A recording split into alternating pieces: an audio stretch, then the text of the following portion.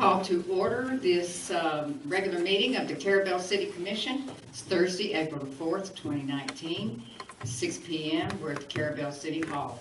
I'll request Mr. Commissioner Allen to please say the prayer, and then we'll say the Pledge of Allegiance to the flag. And if you'll all please stand. Our God and Father in heaven, we're so grateful that we live in this beautiful town you've given us. We're thankful, Father, that you put the responsibility on us to try to do the best we can for our citizens. We ask you to be especially with some of our family tonight that in the loss of our brother. Be with us tonight that we might judge wisely with wisdom for the things that would be best for this city and for all involved. We ask this in the Lord's name. Amen. Amen. I pledge Allegiance to the flag of the United States of America and to the republic for which it stands, one nation, under God, indivisible, with liberty and justice for all. Just a quick reminder, everyone please speak into their microphones. And we'll move into the consent agenda for approval of the March 7th regular meeting minutes and the attorney's invoices for the month of January 2019. So, did everyone have a chance to review these documents? All right, do we have a motion regarding this? Motion. Okay, we have that for a motion by Commissioner Millender. Second. Okay, and a second by Commissioner Mathis. Any further discussion? All in favor?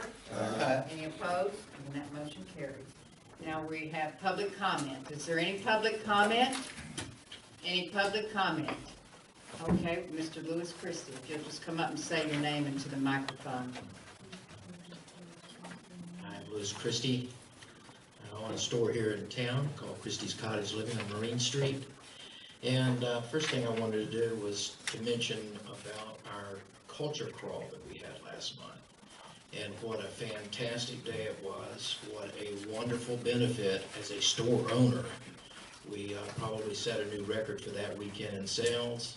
And, you know, I can't say enough thank you for Tamara Allen for being the actual, I guess, innovator of the idea. And then, of course, there's several of us in the community that participate to keep this thing moving. And I am one that really appreciates those efforts. I also wanted to mention that it's come to my attention that we may have some issues that may be discussed later at this meeting about the Riverfront Festival. It's brought to my attention that we may not have a Riverfront Festival this month. In which case, if that does come to fruition, if there's anything that we as a community and the board can do to come up with ideas to not let that happen, to make sure that this does happen as something for us, I would implore that we do that, because this again will be a boon for us in business. Hotel accommodations, I think, are full already in the community and may be canceled. This is something that we need to support. I don't know what else to say. We'll see how that plays out, I guess, later, because I'm told it will be discussed here or talked about. So that's one of the reasons I wanted to attend today's meeting, to say that I wholly support that and implore that you do what you can to help us make this come to fruition. Okay, we appreciate your comments. We certainly do. Is there any other public comment? Any other public comment? All right, then we'll move on to Commissioner's report. Commissioner Allen, do you have anything for us, sir? I don't have anything for now. Okay. Commissioner Mathis? I have nothing. And Commissioner Walden? Nothing in Commissioner Millender? I'll pass it. Okay, well, you know, I've got to, y'all sit back. Yeah, I've been busy, but I always try to remind you it's in large font so I can read it. March the 15th, I attended a meeting hosted by the Federal Economic Development Administration. Agencies represented there were the Federal Economic Development Association and Army Corps of Engineers, the USDA, the Florida Department of Economic Opportunity, Environmental Protection Agency, and Gulf Coast Career Source. The representatives wanted to know our needs here in Franklin County and to explain what programs they had available for hurricane-impacted communities. Everything from sustained hurricane damages, needed infrastructure to promote economic development, desperate need for a pharmacy here in Carrabelle, tourism, aquaculture, to construction of a simple diamond interchange at State Road 65 and Interstate 10 was discussed. On March 15th, the Florida Trustee Implementation Group announced this year's NERDA grant recipients, and I'm very happy to report that Phase 2 of Carrabelle's Lighthouse Estates Septic Tank Abatement Project was awarded in the amount of $3,237,986. This NERDA grant will fund septic to sewer for 110 residents in addition to the fully executed grant from the Water Management District in the amount of $851,000 for Phase 1 of the septic to sewer project to 53 residents. And I send my thanks and the board's thanks to the efforts of the Water Management District staff, Paul Thorpe, for working with the NERDA folks, and Russell Large as well, working with Paul Thorpe to let him know what the needs would be out there as far as engineering. And now the Water and Sewer Department has full funding for septic tank abatement and sewer expansion to a total of 163 residents to the west of Carrabelle. These two combined grants amount to $4,088,986. I did send a note as soon as I learned about this to Senator Montfort, advising him of this recent award and that we currently have a total of $488,986 as our match to our 2019 legislative budget request of $630,000 for water line extension to Phase 1 to go with that Phase 1 project that I mentioned earlier. And I just want to say, as a side note, on March the 13th, the county submitted its required ranking for the countywide legislative budget request. Senator Montfort requested that the Franklin County Board of County Commissioners rank all the budget requests to the legislature this year, including the counties in both cities. So they ranked, the county ranked Fort Coombs Armory first at $160,000. The Apalachicola State Revolving Fund default loan at $755,000.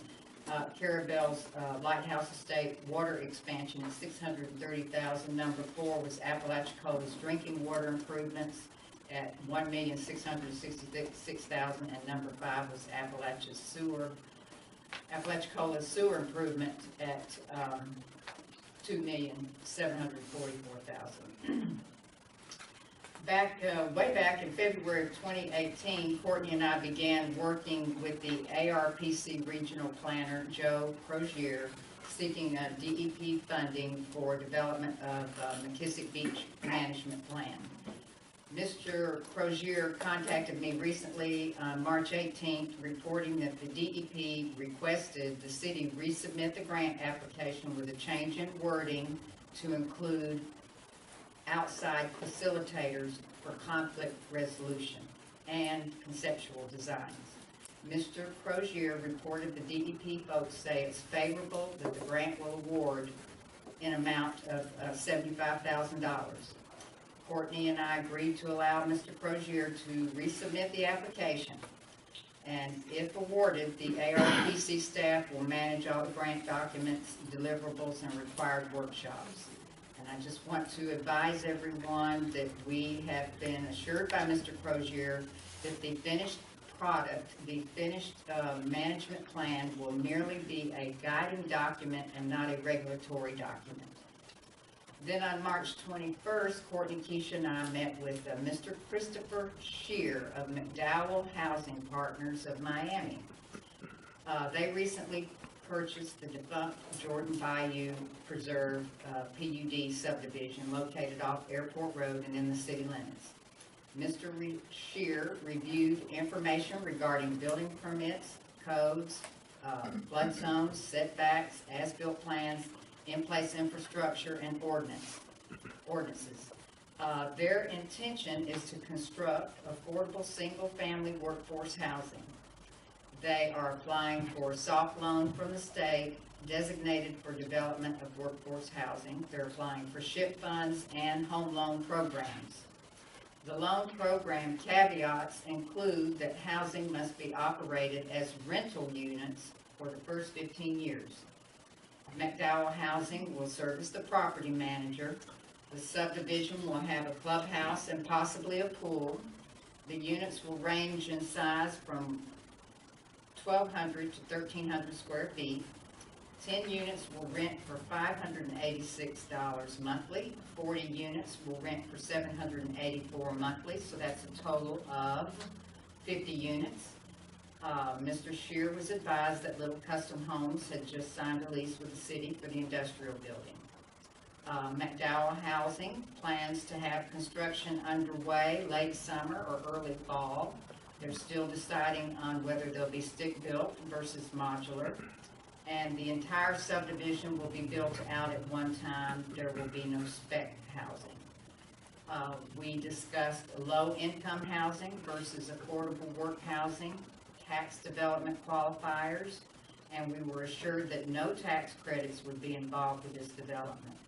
We also spent time discussing the old City Hall building, looking at that floor plan to see how the building could be converted into senior living apartments, and reviewing how Triumph funds might assist with that development of converting the old City Hall building into apartments. Mr. Scheer is going to schedule a return visit to see the old school site. I recently requested Ms. Courtney to order some no littering signage to be posted along the Marine Street Boardwalk next to the Tom Crum Fish House. And once that signage is posted, I will be requesting the police department to patrol the area and issue citations for littering in the street and throwing items over the boardwalk onto private property. The CRA spends a lot of money trying to keep that Marine Street clean, and we know we've been doing that for quite some time in that area. Mr. Bowes, the property owner, is attempting to keep his property clean. He's told me he's cleaned it twice, and it just gets littered with a nightly deluge of unmanageable litter. So, if Mr. Bowes is trying and we're trying, then we just need to go ahead and see what we need to do to stop that particular littering right there. Okay, and I have some good news here. The power bill for this building for the billing period of February 18th to March the 20th was $383.12. Wow. So that's a good thing. We're real proud of that. And the power bill for the same billing period at the old school site, we left the power on because some folks were still moving out, was $620.87. Now, some of that time, the power was still on. It wasn't turned off until February the 27th when you all went over there. Thank you very much again. I appreciate it.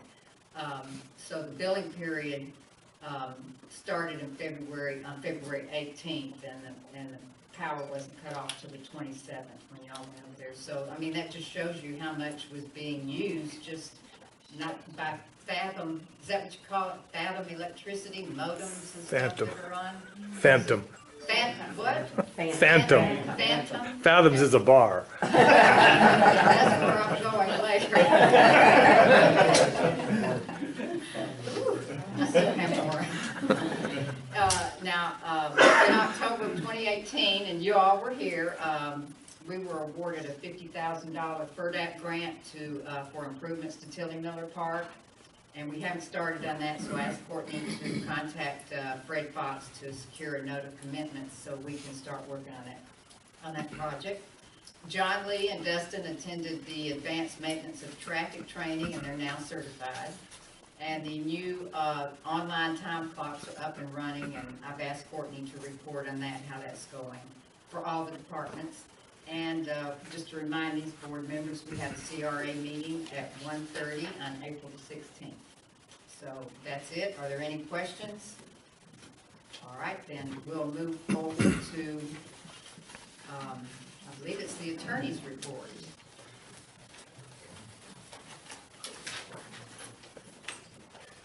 All right, just quickly, update on Little Custom Homes.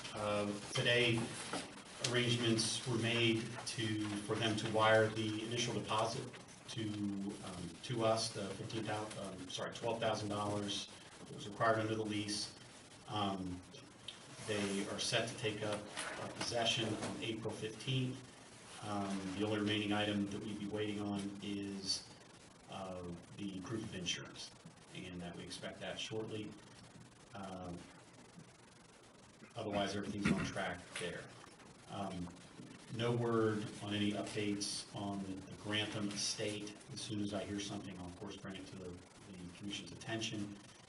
And finally, really a request for the Commission or for direction on this is it would be initially a P&Z issue at this upcoming meeting, if you all agree, is there's been some discussion, I've gotten some comments regarding placement of mobile homes in the R5 limited residential category, as well as in C1. We've allowed them historically in C1 by special exception, and right now they are an allowable use without any approval necessary in R5. And the concern is basically that at some point we need to draw the line on allowing mobile homes in these areas, and that with some of the development activity and this sort of stuff that's going on, now is that time. And that would be something for the Commission to consider. What it would consist of is simply an ordinance amending the text in each of these zoning districts, as well as the little chart that we have that would just exclude mobile homes as an allowable use in those areas. Right now, as I look over the R5 zoned areas, they have evolved to where they are stick-built homes only. Right now, there's no manufactured or two-family or multi-family homes in there. So I certainly don't see a problem with that. And as far as the C1, it's difficult to lay a foundation to establish a future tax base when you know we're continually giving a special exceptions for mobile homes. So that's both of those items are something that the P&Z could certainly take up. And I would recommend that we motion to place this item on the P&Z agenda.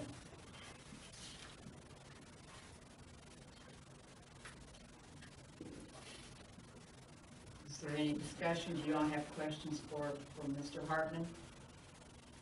And that we place this item on the agenda, and so that they can review the LDR tables.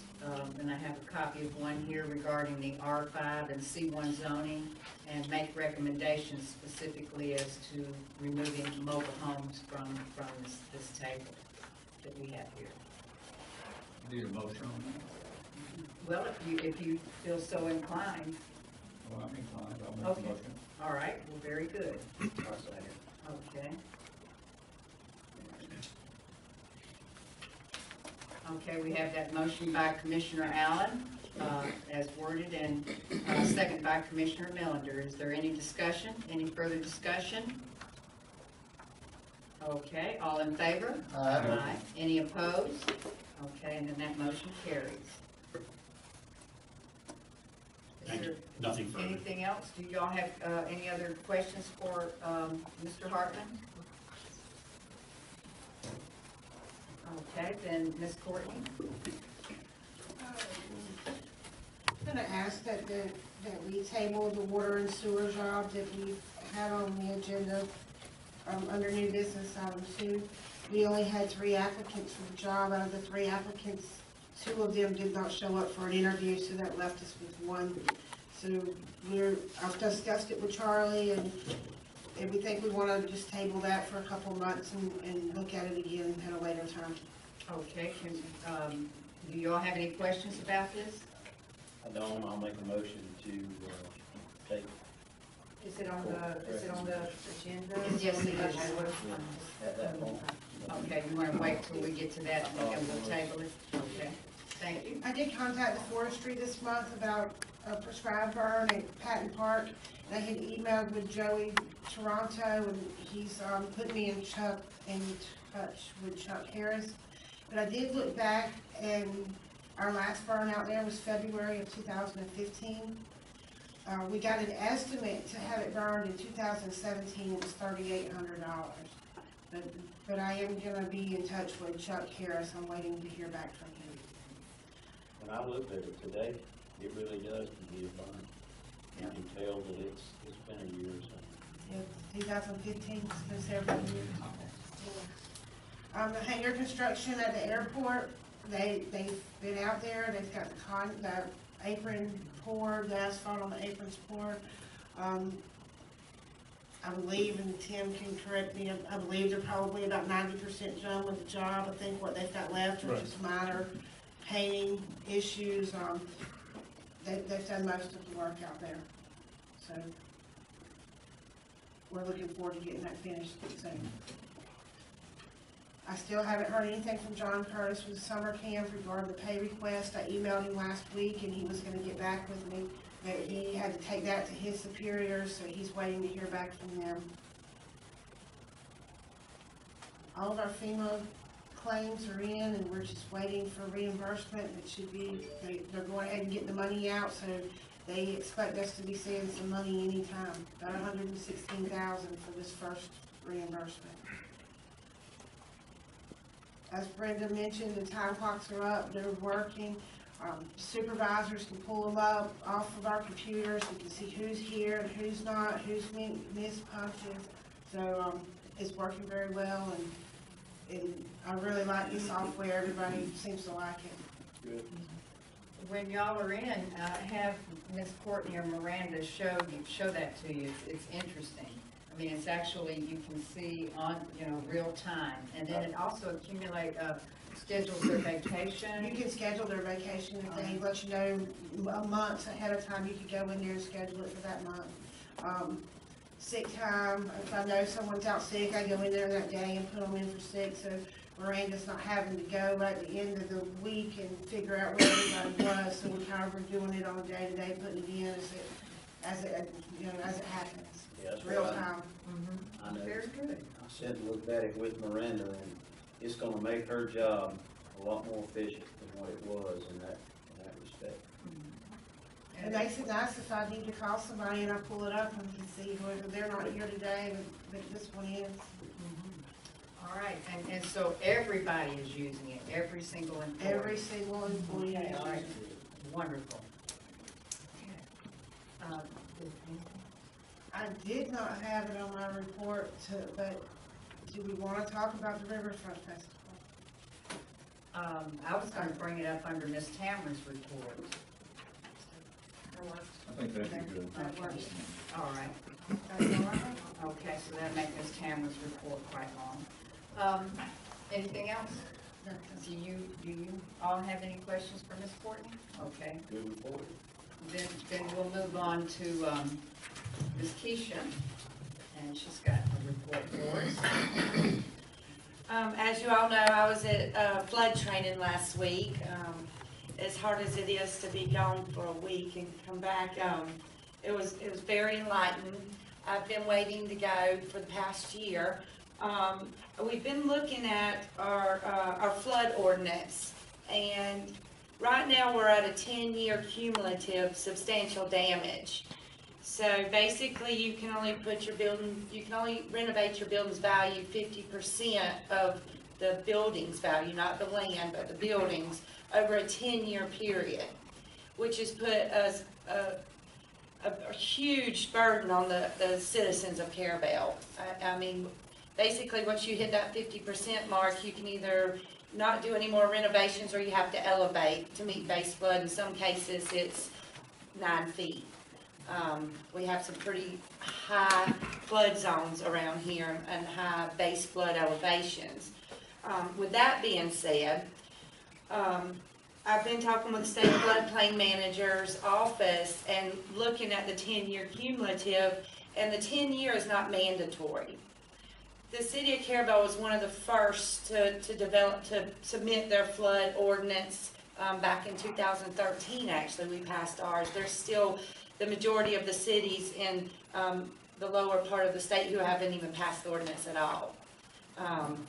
So I wanted to ask the commission if we would consider lessening the 10 years. It's hurt mainly our businesses downtown on the waterfront.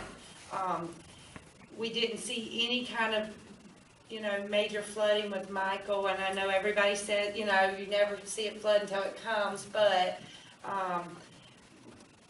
we've been using this 10-year as a higher regulatory standard, which gives you CRS points, and that's the community rating system. The city right now is not active in the community rating system because it's basically these two books here, and it's a full-time job. So also we've had a study done, and the best case scenario would be 5% would be the best we could ever get to. It takes 500 points to get to the next level, which would be an 8, and right now we're at 600. This 10-year cumulative only gives us 40 points maximum for having the 10 years in our ordinance. So, and that's not taking the ratio of all the places that aren't in the flood zone. So there's calculations that would even decrease those 40 points if we were to come back into the CRS. I'm just asking that we look at it, after doing the permitting for a while now and really studying this floodplain management. I really don't see it in the best interest of the city to stay at the 10 years. We've looked around, and the majority of the cities, they really just kind of giggled at me at the conference when I told them we was at the 10 years, because us being so small, it's pretty much affected 80% of the city.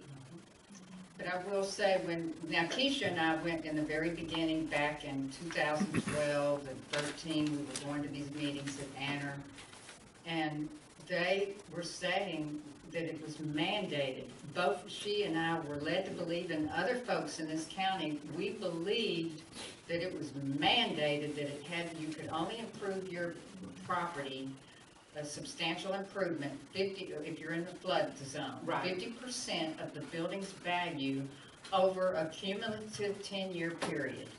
And so we developed our floodplain ordinance according to those guidelines. And once you brought this information back, I'm going to get online and study, so I did. And I looked at each community is actually allowed to determine their definition and to decide what they want for their own substantial improvement. And the city of Naples uses a 1-year period. They don't do 10 years over a cumulative over 10 years. They use a 1-year period, and they use the appraisers, property appraisers, 50% of appraised value, 50% of the total building value. They use that, but then they add 20% of that appraised value to it. So if 50% was $10,000, then they'll add $2,000 to it, and you have $12,000 that you can apply to repairs cost over the first 1-year period. Without having to mitigate. Right, no mitigation, and when that 1-year period is over, you get it reappraised, and then you can start again on 50%, which hopefully if you've added improvements, it's going to be more. So Lee County they take the 50% and they add 20% to the 50% of the building value, but they do it within a 5-year cumulative period. Collier County takes each building permit on an individual basis, as does Wakulla County. And I don't like that one at all. And a lot of times you see these counties, they stick to the higher cumulative because they're in a really good class for the CRS, and they're just really grabbing every point they can get out of the CRS points.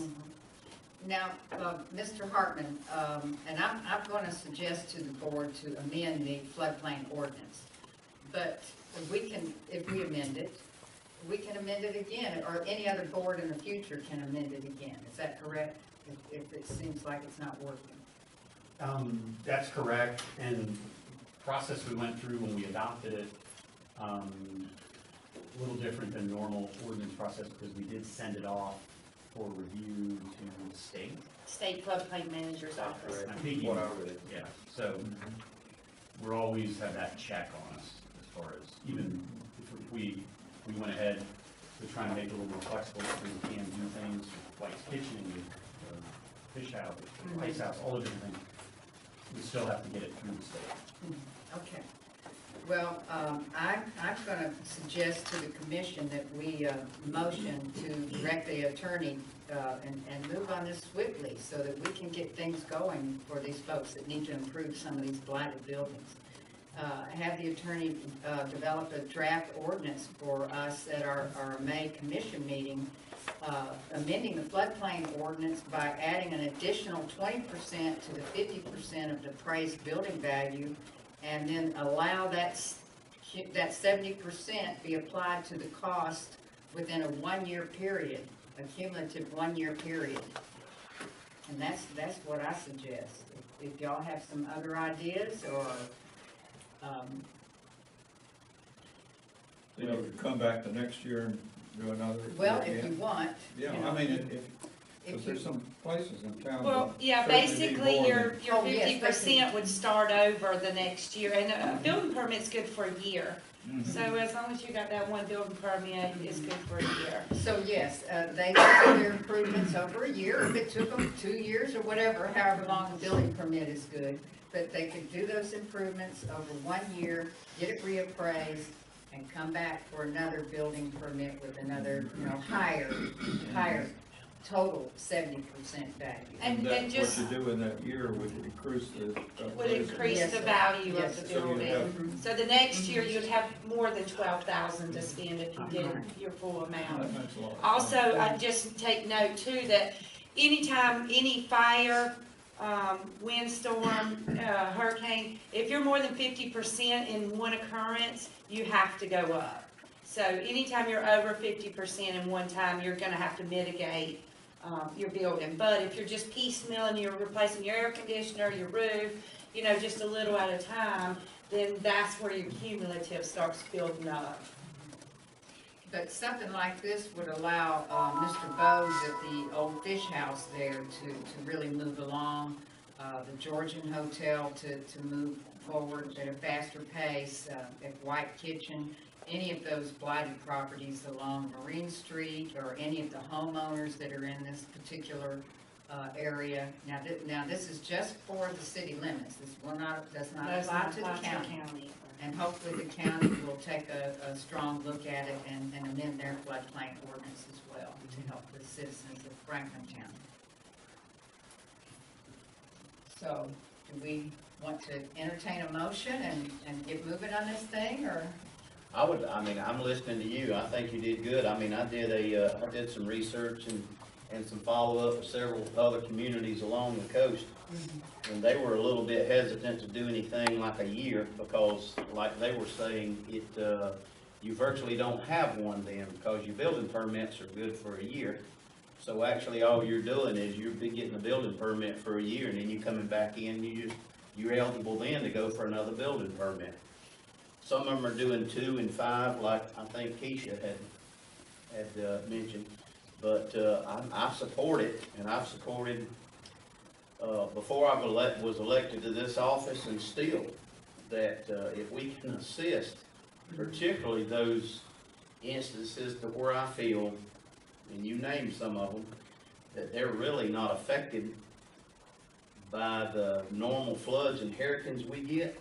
I mean, it would really stimulate our economy if we could help those businesses get back on track. And I've voiced that to a lot of different people. I'm supportive of it, but I don't know And I agree with going forward and having the attorney, present something to us, but I'm not convinced yet that 1 year would be where we need to be. I'm not sure of that. Because like I said, virtually from what others told me, they'd be almost taking that away. You would, all you do is get a year permit, then you come back and get reevaluated and get you another yearly permit. So, Well, but I'm good with letting the attorney draw something up and let's try to go forward to change it. I am. And with Carrabelle, we're kind of in a particular situation too, because we only have like 35 flood policies in the whole city. Yeah. We're using this ordinance to stay in the NFIPs for those of us, I have flood insurance, can continue to have flood insurance. Correct. Because if you don't have this ordinance, then you can't participate in the National Flood Insurance Program. That's the other So, thing.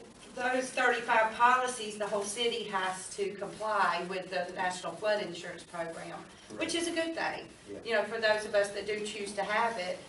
But, it's just, it's really a hardship on the citizens. Yeah. And the Especially- businesses, Especially the business community. yes. Yeah.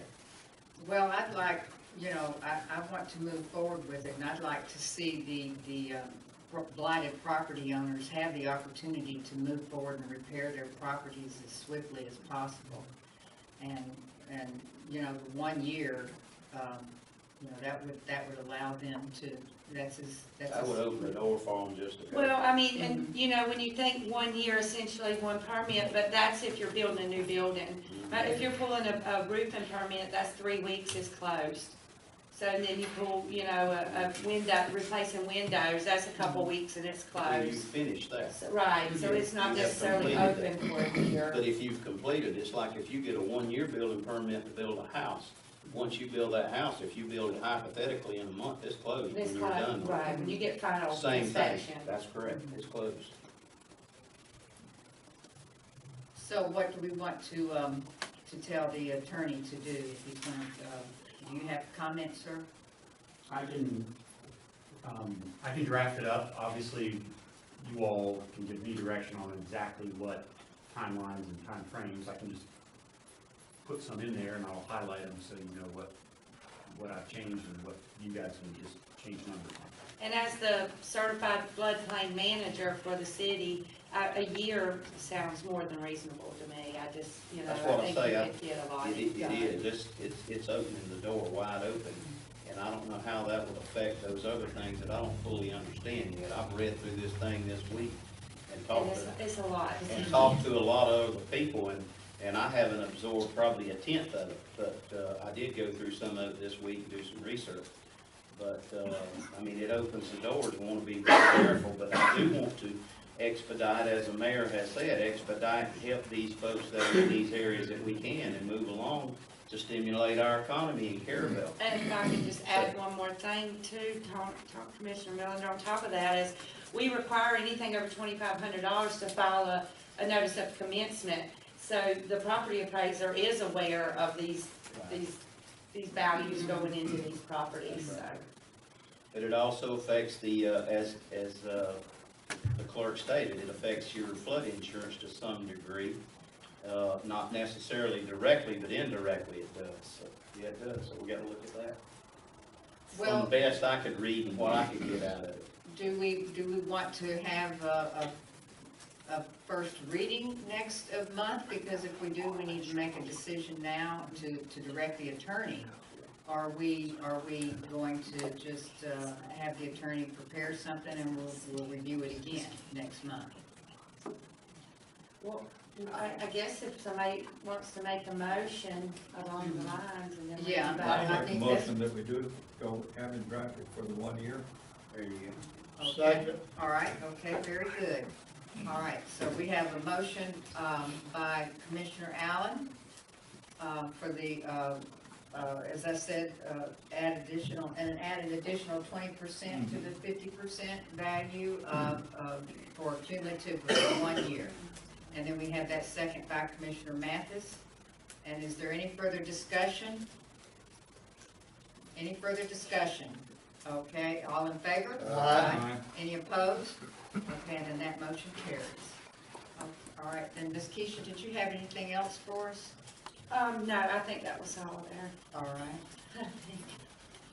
Okay, then we have Mr. Large with Inovia.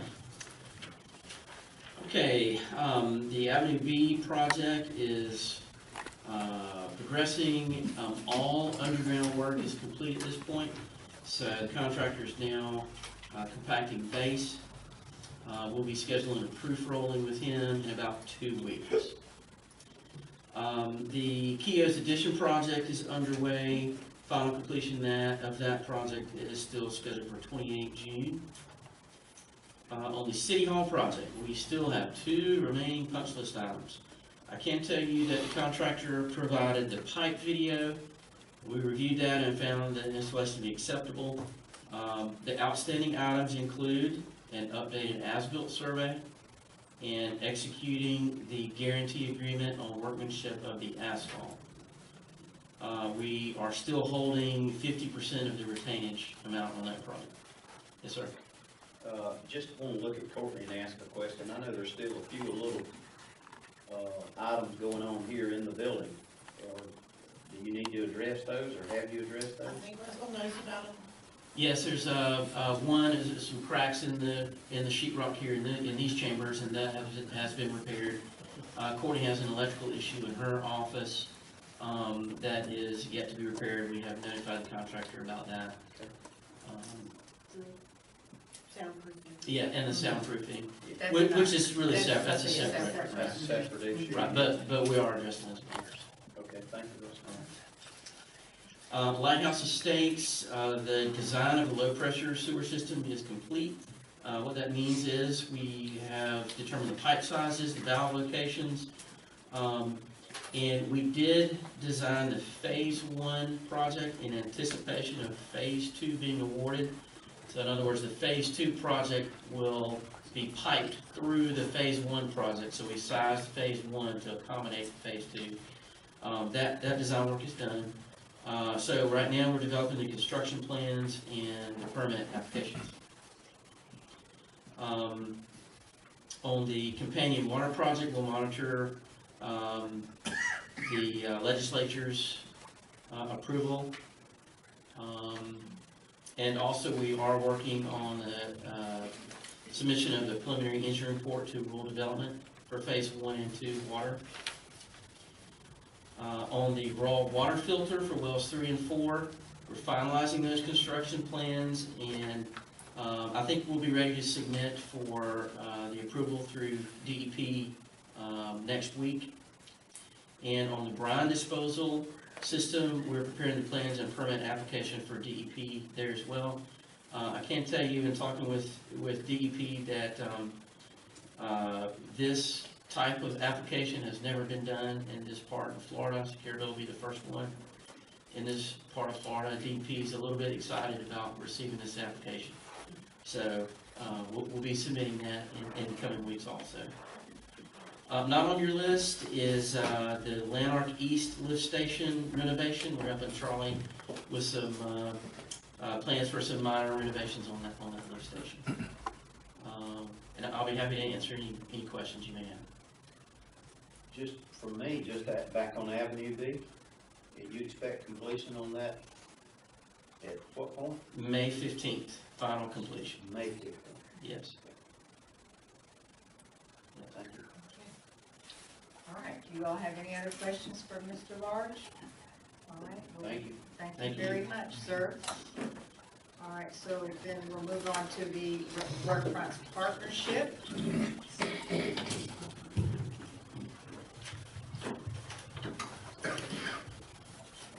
Let's see if I can break this down into 2 separate parts here.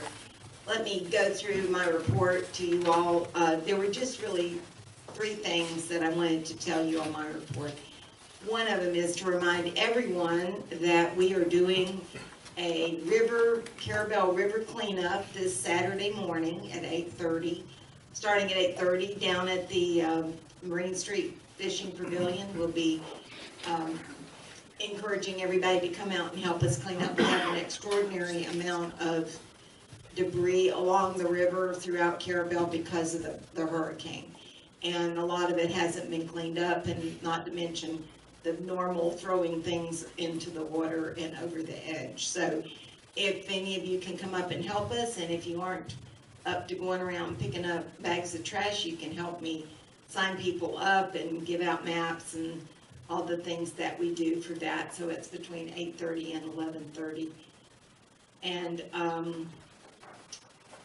that's probably the most important announcement.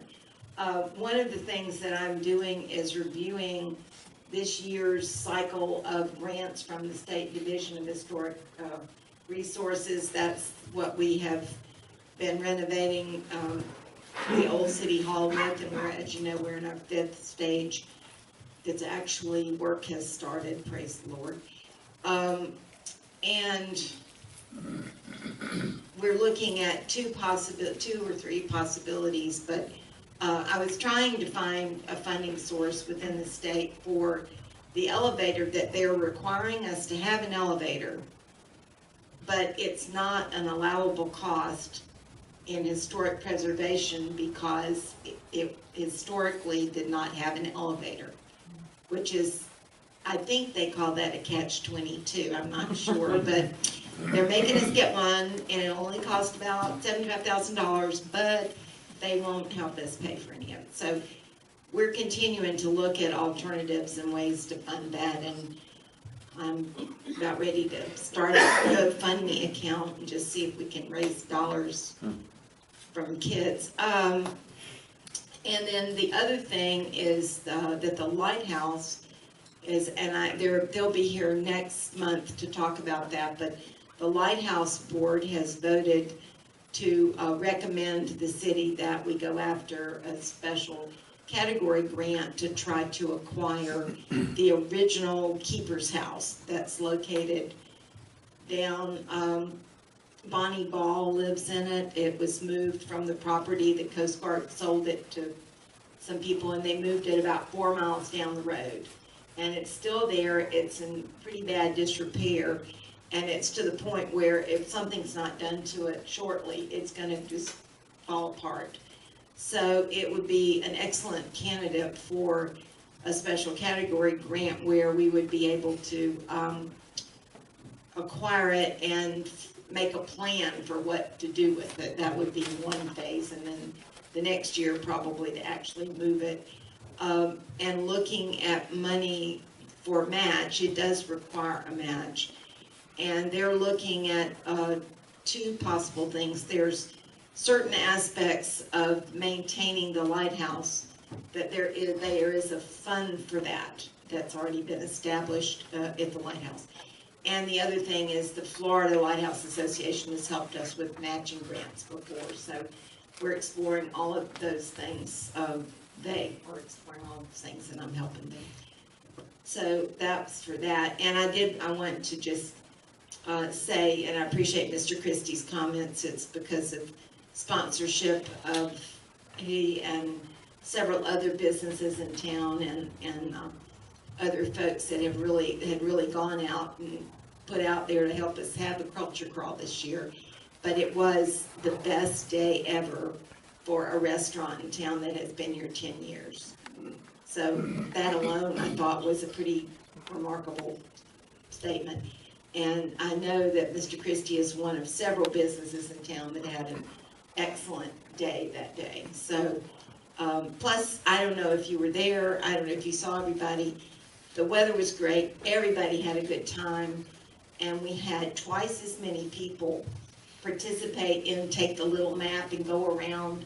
And the winners of the 16 door prizes, there was one local person, but the rest of them were pretty equally divided between people that live in New York, Ohio, Illinois, and all kinds of places, and people that live in Tallahassee, Crawfordville, that area. So it's just what we would want, something that appeals to all of those target audiences. So it was very successful, and we're appreciative of all the efforts, the help that we got from everybody to help that make it, especially the city work crew that helped us put our tents up, and we did appreciate that.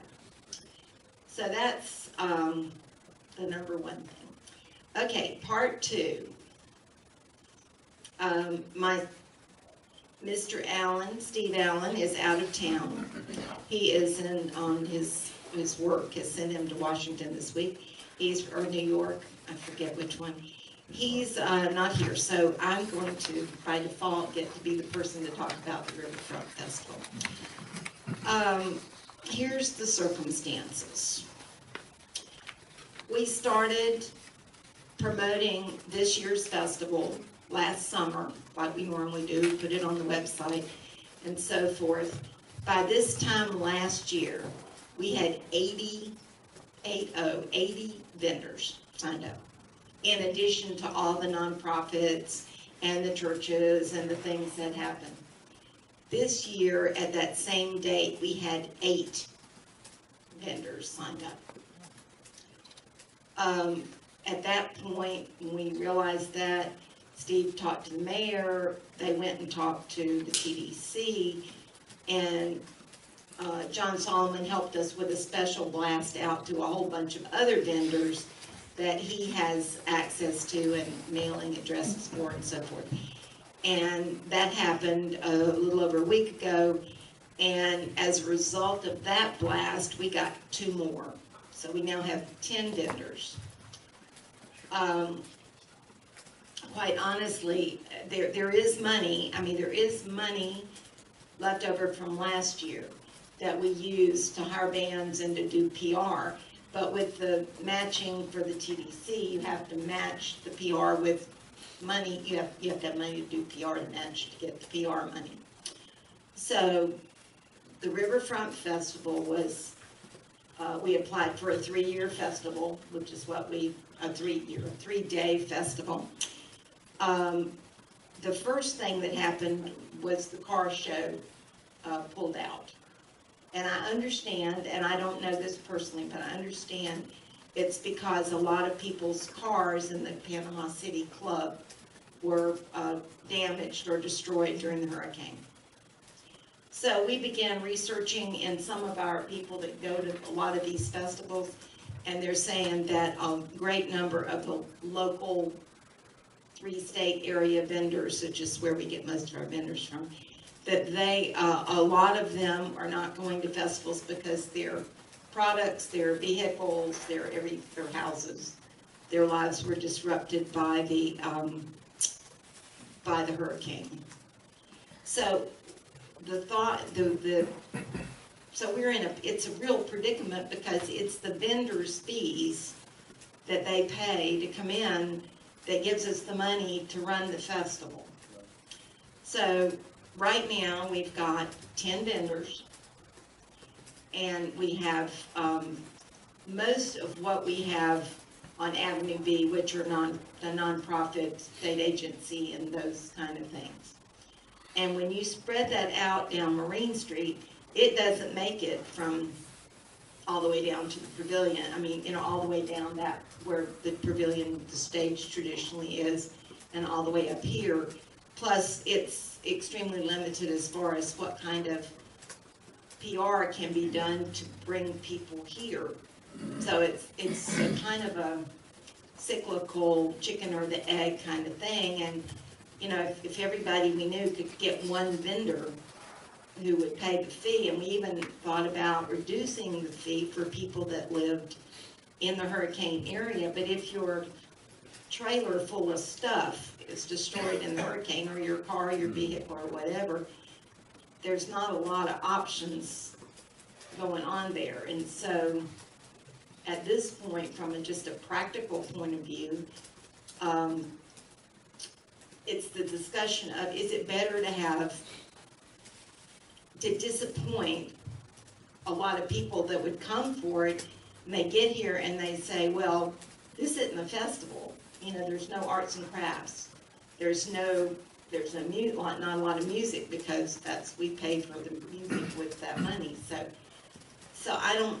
it's a dilemma. And from Steve's point of view, at this point, and please correct me, because he's actually talked to you more about this, Mayor, than he has to me. So I'm just kind of doing this third hand. But I believe that his recommendation at this point is, unless we come up with some kind of miracle funding or something to pay, I mean, it would be great if we could just have a music festival that also had a few vendors. That would kind of be nice, but that's not what it's traditionally been.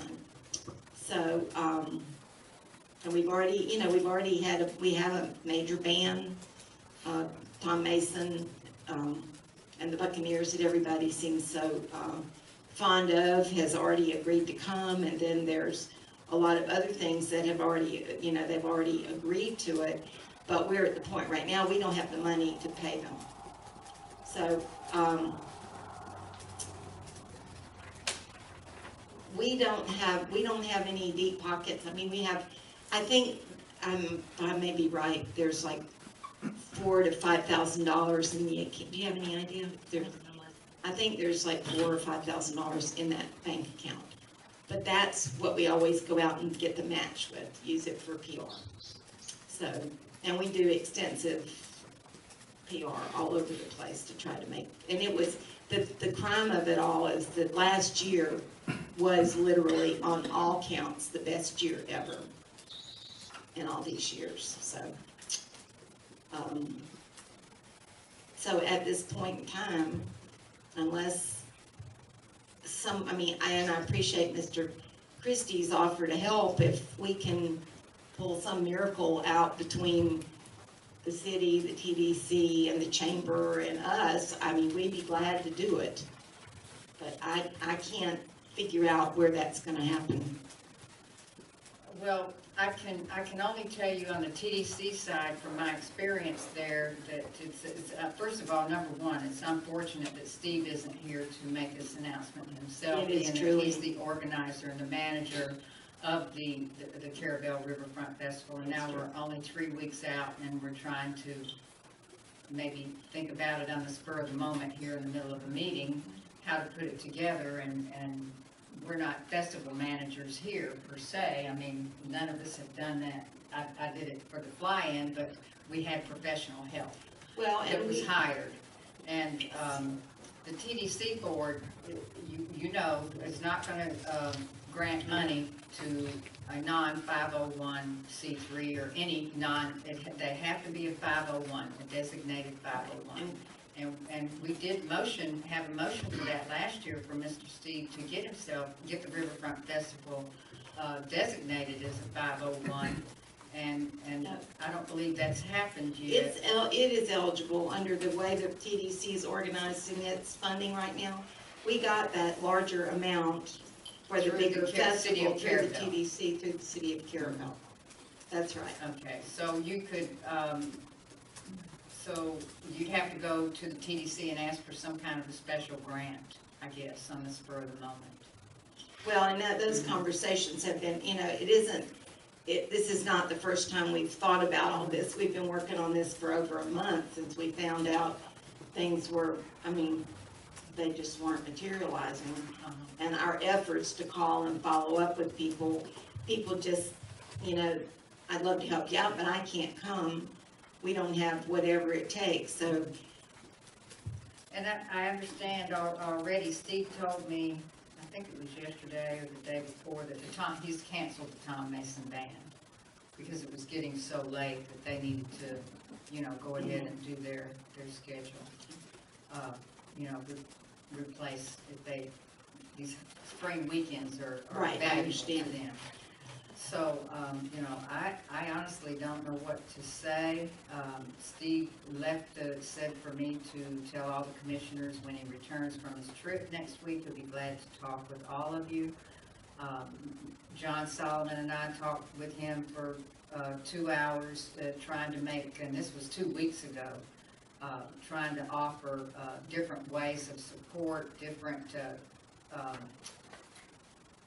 festival styles, make the festival smaller, make the festival don't spread it out along Marine Street, move it all up by the, where the band is in the pavilion, and maybe close the boat ramp and put what vendors you have around the new Marine Street parking lot, or, something. But none of that appeared to work, any of our suggestions. So And then the TDC did send out a special email blast to all of their vendors, to about 36,000, I believe, vendors. Did a 30-second video. Royce developed that within an afternoon so that could be posted and sent out an email blast as well to these vendors. So, and John offered to help in any way. But, And he's been very, very helpful.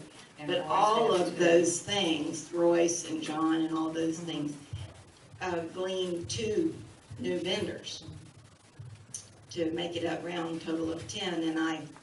But as far as making it smaller, I'm concerned, well, we're up, this is our 29th year of having this. Yes, it would be the 29th Riverfront Festival. I have had a couple of comments that, you know, I asked some other folks for some guidance myself. And the comments were, if you can't do it right, don't do it at all.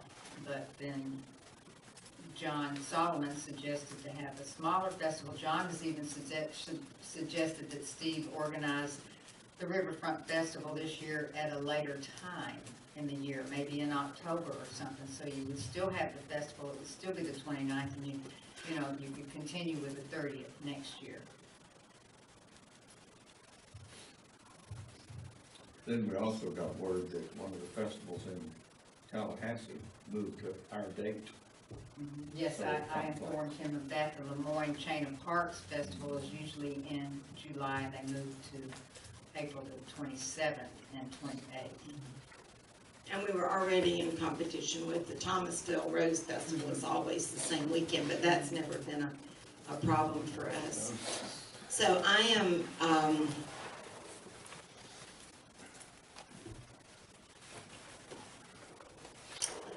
If we wanted to schedule to take it up at a workshop, it would be, the festival time would be here and gone. And I don't know how, you know, does anyone else have any ideas? I was just gonna comment, I'm just listening to everything, I really terribly hate to hear the festival, but I don't have a rabbit pull out of the hat, I wish I did, but I don't know what to do. I know that I participated at the Seafood Festival, as I normally do, this last year, and the attendance there was way down, that was, you know, and, after the hurricane. right. And I know there was a lot of comments from the folks that were from the outside when things were not as they normally were at Appalachian Seafood Festival. Comments made when they walked out that they wouldn't be back. Right. Because, you know, things wasn't what they normally are. What they expected? Yeah. And I hate to see us try to do something with our people coming here and expecting something and not getting anything, and then put a sour taste in their mouth and not return. But I hate not to do it, so, but like I said, I don't think any of us have a rabbit full of it. No, and Courtney's known about it about a week, I've known about it about 2 weeks, and immediately all I knew to do was call to the TDC for help, because that's what I would have done with Kurt, and so I did the same thing with John, and knowing that he's professional in overseeing the Seafood Festival and has plenty of contacts. Right. And so, you know, honestly, I don't know what to do. There's one other option is that instead of canceling, we do a postponing. Maybe move it further on into the summer when there'd be a lot of school people, you know, vacationing people down here. And that way we're not saying it's over. We keep our, you know, it'll be 30th one and pick it back up next year. Just to think about that. But you need your organizer here to say that he's gonna do it. Yeah, You know, we gotta make a decision now. I mean, it's time to. We can decide that for It's a go or him. no go. If he's gonna do But I it. was gonna But say, if we, what I'm saying is, if we can't do it now, or we do postpone it, or not do it, then it's just a matter of postponing it to a more acceptable date for this year. And Well, then come back next year. As the mayor just said, in order to get any TDC support for it, it'd have to be in October, because they don't fund things in the summer. So it would have to be, we couldn't do it like during the school break, summer, when we might have we would have a lot of people that might come to do that, but that's why those kind of festivals happen that time of year, so. Well, they do when the weather is nice and moderately cool and warm. Right. When it gets so hot in the summertime, you don't go to festivals. It's true, I couldn't agree more, but. But one thing I will say, if it is canceled, you need to go ahead and get that off the Carrabelle Riverfront Facebook page, and the event needs to be taken down. Some kind of a statement needs to be made. I don't know Right. what. I wasn't given a prepared statement, so that's why I really didn't say anything. And I'm not, part of the festival organization. Then the Carrabelle Cares website too, it's got Yes. got that up there, and the local businesses are sharing the event on Facebook. Right. So. Correct. Mhm. And I was interested in Mr. Christie's comments about whatever we can do So was I. to pull it out, and I don't know, Mr. Christie, I mean this with all sincerity, if you or the chamber or anybody else has any ideas about what we could do to bail this out, it is, I think the big issue here would be is we're the 11th hour and beyond the chamber doesn't even meet until Right. about 10 days before Yes. the event, and so there's no way to really pull those people together and do any brainstorming, and I'm well, this hasn't, terribly disappointed that we've gotten to this point this late and this close to when the festival's gonna be, after going through the hurricane and losing business and being able to come back with a day like we had this past month with the culture crawl. It looks like the bodies are there to be able to brought in, it does. but we need to have the event to be able to put on, to get the bodies here to be able to do that. It's just gonna be another blow to the business community to not have this. And I actually did not know about it until the 21st, but for some reason, it seemed like it was already, Steve had said he'd already discussed it with his family, for a week or so before that, so. First time I mean, heard it was, well, we were, Mr. John said we should probably not make an announcement until we were ready with a statement, which we still don't have a statement. There is no statement yet, except what Ms. Tamara has said, so. And I think I think Steve will be back sometime around midnight tonight, so I'm sure we could have a statement of some sort by tomorrow. I wish that he was here, but he's not here. And I do know that the organizers who we've been working for months trying to getting all the word out, getting all the advertising going out, all the free stuff and all the things that we do, but the vendors just, nothing worked with the vendors. So I don't know what to do about that, and I don't know how you have a festival unless you turn it into a small music. I mean, you could do another version of a culture crawl, but the problem with that is that's not what people are booking their reservations to come here to do. They're expecting a certain level of entertainment, they're expecting a certain level of food, and none of that is gonna happen on this budget, on the budget, so. All right, well, since we can't pull a rabbit out of a hat, is that how you said it? I guess we need to move forward from here, and maybe, the chamber or some folks that want to try to get together and figure out if you're gonna postpone it, or, have it, like I say, have it later in the year, or just try to shoot for next year. Just, you're gonna just have to let us know, and we'll try to support you when you make your decisions. Sure. Yeah, whichever way, we'll try to support. Thank you. Okay, all right, thank you. Okay, then. And then we'll move to the Carrabelle Aviation Advisory Board.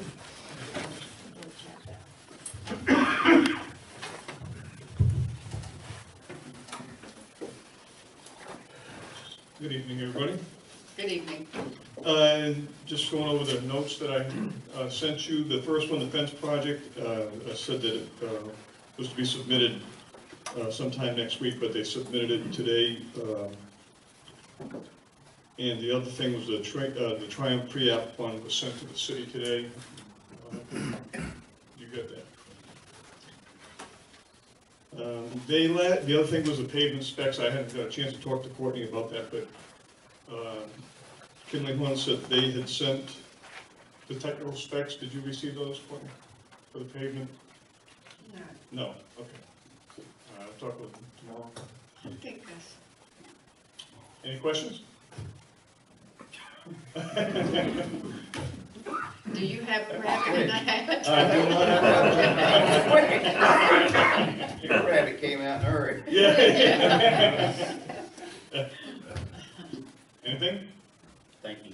Okay. Okay, well, we thank you. You got off easy this time. Yes, I did. Yes, we even got sod out at the airport. We'll keep it that order too. It's good to hear that there's progress being made. Yeah. Okay, good evening. We Good have evening. the Carrabelle HR Committee with Mr. Tom Magnan. Thank you, Mayor Lopez, and thank you, everybody, and good evening. The Human Resource Committee met 2 times during the month of March. First on March 19th. At that time, we finalized the, excuse me, the employee evaluation form, and did a few edits on that during that meeting, and I believe you should all have the final product right now, the final copy. Of course, it's in draft form right now, for everyone to kind of peruse and see what they think. And, and I guess tonight we want to either find out if there's any revisions that you want made to that form or to approve it. So, also at that meeting, and in previous meetings too, we also discussed a method of beginning the annual evaluation process. We had 2 ideas as a committee, one to have evaluations done on the anniversary dates of the employees, and the other was to have all the evaluations done at one time, say during a week-long period, sometime during the year. The committee actually didn't reach any consensus on that, so we did table that. During that meeting, we also looked towards the policy and procedure manual, and what we decided at that particular meeting that we would probably be wise to read it first, and Courtney did send it out to us, and then we met at our second meeting on March 27th. And at that time, we had several days to look at the policy and procedure manual. We were kind of trying to really figure out what the best way to approach the the examination of that policy book. We decided that maybe the best way was to just go section by section, and we did start that process of doing that. And then I think the committee as a whole kind of realized that there were some areas in that policy and procedures manual that we probably needed to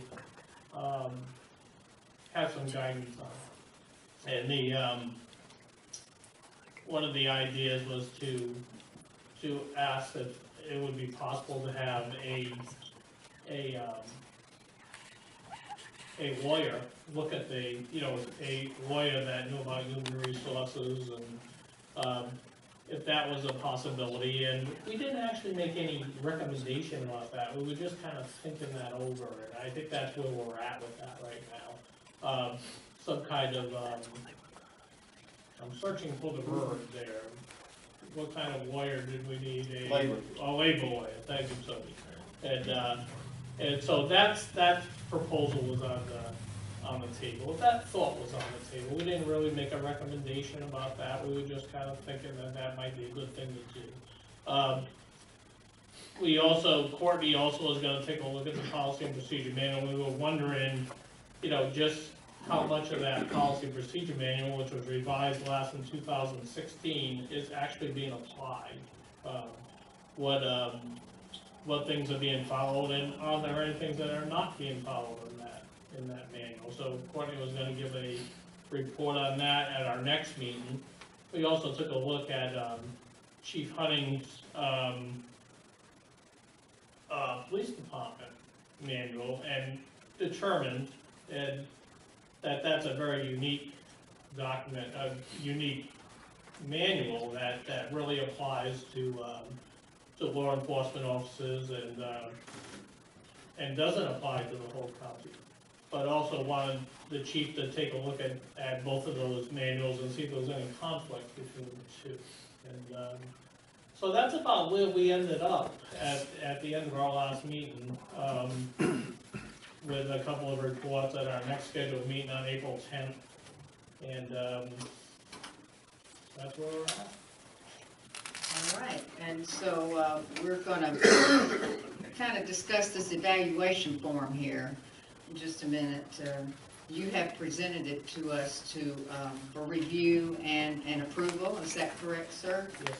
Okay, then. Have all of you all looked at the evaluation form that they developed? I'm sure Commissioner Millender has. Yeah, it was just presented to you guys where you can look at it and give input if you have some. And go back to the HR committee if necessary. Have you all looked at that form, that draft form that they prepared? Look at. I reviewed it, and I think it's fine as it is. I mean, we have 1, 2, 3 members here, and I'm assuming that you all think that it's fine, or you wouldn't have brought it forward at this point, acceptable. So Yeah, we actually went through quite a process to get to that draft form there. We looked at several different evaluation forms, trying to think the best of both, had debate about what should be on there. Has room not only for specific job responsibilities, but also has a method of getting the value to each, from 1 to 5 for each of those, and then our overall value. And also places for the supervisor to also add comments and talk about things such as goals and opportunities, things to work on. So we think it's a pretty good evaluation tool. Okay. Well, I would like to request a motion regarding this evaluation form. I'll say, so that the Human Resources Committee can move on to other items. And I've reviewed it, and does it seem like it's something you can work with, Ms. Courtney? It seems, simple enough and detailed enough. So I know she's put together the digital form of it, so. Right. It's been shredded and tore apart 2 or 3 times. All right, very good. So I would request a motion myself. I would like to just go ahead and accept it in the form that's been presented, if the rest of the board would like that. But I'll need a motion. Well, I'd be glad to make the motion, but I feel like I hesitate because I'm sitting on the committee. And the other board members, they have equal opportunity, and if they have any questions, they have time to submit that back to the HR committee and be glad to look at it. It's not like we're being held up. We're moving forward. We're still having productive meetings, so. I'll make that motion. Okay. Second. All right.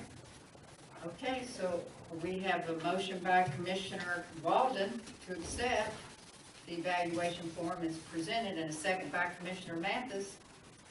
And is there any further discussion? All in favor? Aye. Any opposed? Okay, then that motion carries.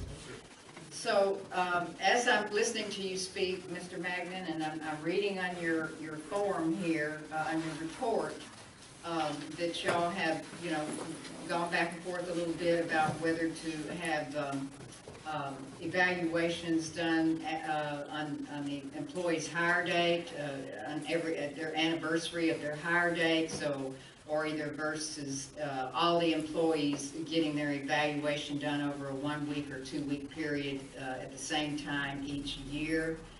And so it seemed like you all have come to a consensus, and I want to go ahead and make a recommendation so that you all don't have to fret over that. And you can, I'll just go ahead and make a recommendation, and I will say that I have worked for a major hospital for 20 years that had over 20,000 employees. I worked for major airlines for 8 years that had 50,000 employees. All of the evaluations were conducted at the same time of the year. The same, now 50,000, you know, they probably went over a month, but I know that every year we all the people I work with, we were all getting our evaluation at the same time. If you do it on the hire date anniversary, it can tend to get lost in the shuffle, you know, as I think about it. And I think it would be easier for staff to just say, you know, this week or this 2 week period, we're conducting evaluations.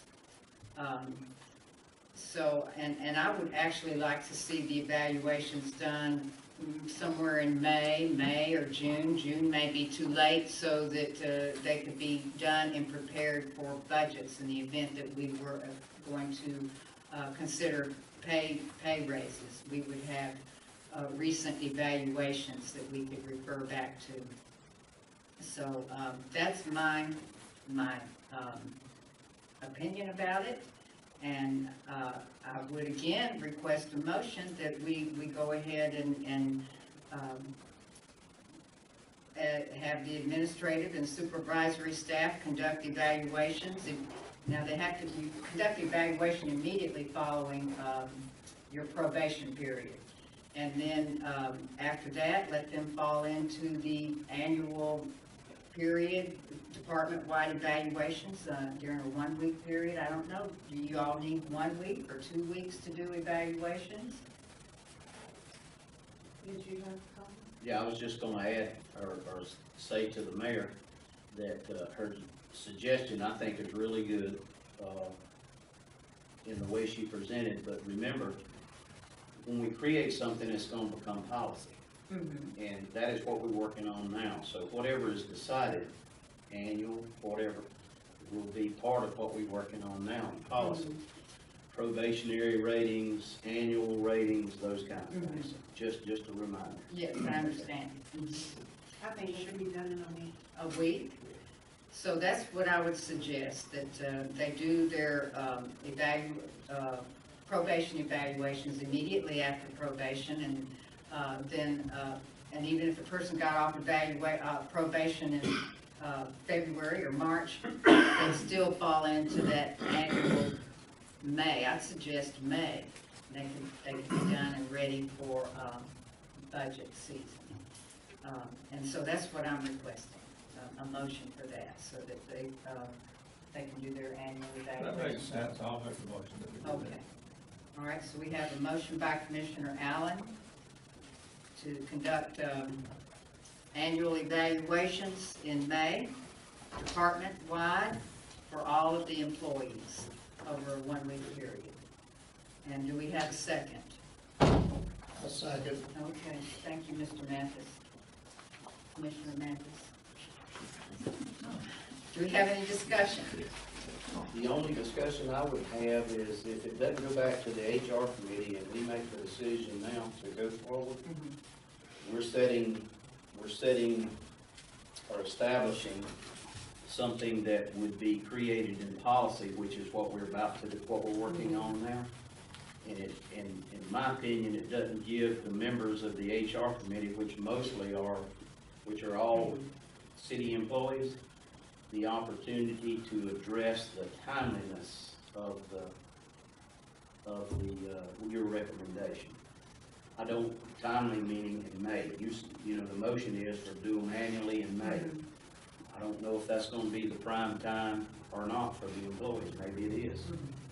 So before, I would say that we would set firm that they're in May, it might give them the opportunity to give their input. After I read the report, I did discuss it with two of the Human Resource Committee members. Okay, well, that's.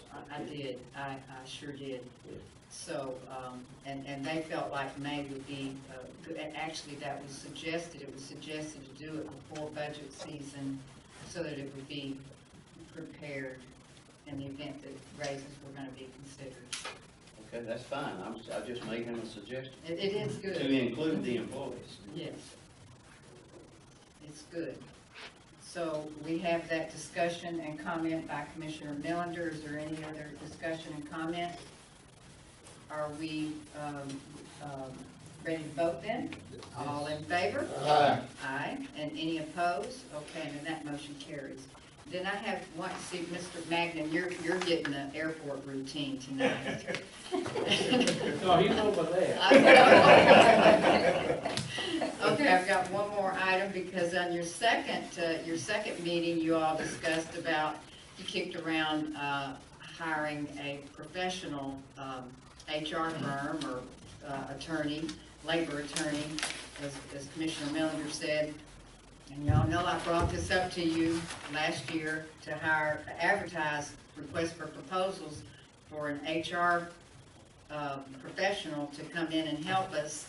And that's how we got to the committee, and it's been very good. You all have done an excellent job, and thank you, each and every one of you, for doing that. The job descriptions, y'all should be proud, they're very good. But it wouldn't cost us any big money except for the cost to advertise for requests for proposals, so that we can get an idea of what it would cost. If we didn't advertise last year, we don't have a true idea of what it would cost, so we can know whether we can accept, if they decide they want to have some professionals look at it, because some policies may not fall in line with the state or federal regulations, then we would know whether or not we could afford a professional, or do we need to tell the HR committee just to continue to push forward and do the best you can. So I would like to see us go ahead and just advertise for requests for proposals. I agree with that. And let's just see. And add one other statement to it. We've already started enough into it in the policy and procedure that, what we've done thus far, what the HR committee has done thus far, is not going to be anything compared to going through the policies and procedures. There's a lot of technical, legal advice or direction that we're going to need, or the HR committee's going to need. And I think that's a good idea, to advertise and get an idea about what it would cost, and then we'll have something to move forward on if we need to. And in the meantime, the HR committee can continue to work. Am I right, Mr. Tom? Yes, sir. As Commissioner Millender is speaking, it makes me realize that we would need some guidelines, some specifications, like we do when we advertise for civil work. So we would need to know, what are we going to ask for this request for proposals? Certainly we don't need an evaluation form or job descriptions. We've got that, and we'll put that to good use. Maybe we should ask, if we decide we want to advertise, ask the HR committee to help lay out some specs. Can we do that? Sure. Okay. I think we certainly can go over and kind of make note of some of the things that we may not feel real comfortable with, that are not, some of the sections in the manual cite war. I mean, they cite the section of war that applies, you know, but not all does it all. And I know that there's some parts of that are guided by war, and we need to know that. before And it would be good to have those sections stated in the policy for reference for the, administrative staff, that you wouldn't have to immediately, turn to a labor attorney for one incident. You've got the reference there, right there in your policy, ready to go. So, let's direct the, HR committee to develop some specs that we will put in an advertisement. But first of all, should we have a motion to advertise? Or wait until they get the specs. I was gonna say, What's the chicken before the egg? yeah, I stopped. Because Are y'all gonna have to approve the specs? Well, we'd have to see if the specs are I think we are could, guided by law too, I mean, before the specs would come up for approval, I think we have to know that what we're doing is legal Would we have and within to, the guidelines of the wage and labor law. I was gonna make the statement, I believe we can put something together that has a suggestion and let Dan look at it. I'll be happy to look at it, and obviously, I do that a fair bit, is when the client says, hey, I need a specific, a patent lawyer, or a specific thing, I'll certainly not spend a lot of time, but I can keep an eye on what someone's doing, but in this situation, I think it's where we started out, and I know Commissioner Millender looked at this, but the ideal would be, are we going out for a statement of qualifications, or a statement, like, to get a quote? They may come with an hourly rate, or they may come with a lump sum. The trick would be to get a lump sum, and say, this is your scope of work, this is what they'll accomplish, and this is the amount they'll charge. Because you know what happens when you get into this open-ended hourly, it's gonna be expensive hourly, and it can be very expensive. Well, I did enough of research and background that I still kept from last year, that I have a general idea, but that's not, what I have is unofficial, and it covers quite a bit. And the price ranges were good. But anyway, that's something we need to try to put together and bring back to this board to look at in knowing exactly what we want to where we advertise what we want to pay for. Well, and there is one other possibility, I mean, we're considering, is no matter what we're doing, we're not reinventing the wheel. Correct. And therefore, in every single one of these that we'd be talking about is public record. Yes. At other cities all over the state. Yes. So if, and I know the mayor's done a lot of this in the past, where we say, hey, we like the way that city's running, or whatever else, we literally get a copy of someone else's. And then really limit the scope of HR attorney, say, hey, this is only 2 years old, can you make sure it's updated, make sure you know everything else, but rewriting the whole thing, we can definitely do it and make it custom fit for us, but I'm not sure if that's up to you all as far as cost effective. Exactly. And I think we need to, that we can put together a proposal at the HR committee level and bring it back and be a start anyway. Get us going in the right, keep us going in the right direction. all right, well, maybe this is, I think maybe this is what we should do. Okay. Is have a motion to advertise for requests for proposals for HR professionals to review and make recommendations and revisions to the city personnel policy, contingent on advertisement spec package being developed by the HR committee. Sorry. You want me to say that again? No, ma'am? Okay. I was just. Okay, but, well, we have, okay, I would say we would motion for, to advertise for requests for proposals for HR professionals to review and recommend revisions and updates to the city personnel policy contingent on an advertisement specification package being developed and delivered by the HR committee. Good start. So, Would someone like to make that motion? I'll make that motion.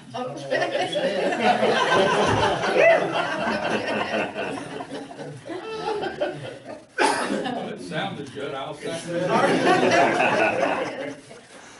We'll have to listen to the recording to know what we said. Okay, so is there any other discussion? Okay, all in favor? Aye. Any opposed? And that motion carries. All right, thank you. Thank you, Commissioner Millender, Mr. Magnan, and Courtney, and all of the people on the HR committee. And should we take a little recess here? Okay, all right, we're gonna take a recess. We're gonna reconvene here. Carrabelle City Commission meeting is April 4th, 2019. We're in public hearing. And we have ordinance 470, second reading, and action is required, and the attorney would please read that ordinance for us. All right. The ordinance by title, Ordinance 470, an ordinance of the City of Carrabelle, Florida, providing for the amendment of ordinance number 445 of the city land use regulations, providing for findings of fact, providing for changes in the permitted, conditional, or prohibited uses within the industrial zoning district, providing for repeal of ordinances or parts of ordinances in conflict herewith, to the extent of such conflict, providing for severability, and providing for an effective date. This is second reading on the ordinance that allows for storage of RVs and boats in areas zoned industrial, which is really our industrial park, which includes the export building, steel building. I was just thinking if we're gonna pass this one that's gonna be attached to ordinance 445 and do the other changes, if we should put them all in one. It's 445, right? That's this. Unless there's an urgent need to go ahead and finish this. But it would just put less amendments to have to keep up with for this. Or does it matter either Well, way? Let me just tell everybody procedurally what would then happen is, because amending it to include, if that's where it ends up, is the changes that we're contemplating making in C1 and R5, we'd have to go back to first reading. Would it have to go back to first reading? It would, because I think it's material I would change, think so, because there's a change, yeah. not a clerical. And we have a person out there that's trying to have they've requested it. They're trying to have dry boat storage, a Yeah, business. I saw an advertisement. Yeah. Moving ahead. Couldn't cause him some trouble. As long as he's not doing it until it's passed. So this will, if adopted, it will allow dry boat storage and RV storage in the industrial zone of Carrabelle. So, do we want to entertain a motion? Second reading and action. I move to approve. Okay. All right, so we have that by a motion by Commissioner Allen Second. and a second by Commissioner Millender. Any more discussion? All in favor? Aye. Any opposed? Motion carries. Okay, we have proclamation number 1/2/1/2019. All right, National Volunteer Week, Proclamation 01-2019, National Volunteer Week, April 7 through 13, 2019. Whereas the entire community can aspire, equip, and mobilize people to take action that changes the world, and whereas individuals and communities are at the center of social change, discovering their power to make a difference. And whereas the week of April 7 through 13, 2019, all over the nation, service projects will be performed and volunteers recognized for their commitment to service. And whereas the giving of oneself in service to another empowers the giver and the recipient. And whereas our country's volunteer workforce of 63 million is a great treasure. And whereas volunteers are vital to our future as a caring, productive nation. And whereas in 2018 there was a reported 63 million volunteers who averaged 32.1 volunteer hours per person per year, which comes to 7.9 billion hours of service, the equivalent of $195 billion. And whereas a volunteer saves an average of $24.69 an hour for the organization it volunteers for. And whereas in October of 2019, after Hurricane Michael made landfall in our area, the many men and women of this community gave of themselves by volunteering to help their neighbors. We, the Carrabelle Mayor and City Commissioners, would like to thank all of our community volunteers. Now, therefore, we, the City Mayor and City Commissioners, do hereby proclaim April 7 through 13, 2019 as National Volunteer Week. in the city of Carrabelle, and also urge our fellow citizens to volunteer in Carrabelle and Franklin County. Also, we urge others to recognize those who serve by tirelessly sharing their time and talent with those in need. Okay. Make a motion, we approve the proclamation as read. And I'd like to also add for myself to all the volunteers, there's some. One boat ramp on the side open, at all times. So, that was all the information I got from Mr. J.E. But, and it's, $6,200 is the quote for the repairs to redeck all of the, decking on the boat docks out there at the Marine Street boat ramp, redo the stairs and the pickets and the handrails with, composite decking and put black rubber around the, edges. I just have a question. Yesterday I looked at it, I questioned whether we actually need to replace all the decking. In my inspection of what I saw yesterday, the decking, with the exception of maybe a dozen planks right on the very end, are in good shape. I feel like that it's a little bit soon to do it, just to do it. That's my opinion. I see some other areas down there that need some attention, but the decking, I felt like looked pretty doggone good at this point. Now, what about the steps and the handrails? Steps look great to me. And I will agree, there's plenty of areas that need work down there. The metal fencing needs to be repaired. The concrete sidewalk, which that's probably gonna be, I don't know what, 50, 80, 100,000. Exactly what I said to the city administrator, is we need to start saving some money for that, cause that looks like a costly repair right there. I had, Northwest Florida Asphalt look at it when they were doing the boat, the parking lot out there. He said around 80 to 100. But that's the entire stretch. The boat ramp fees can't pay, And there's two safety poles, steel poles that separate the two boat ramps. They're in really dire need of asphalt cleaning, repainting, cause they're gonna rust away if we don't.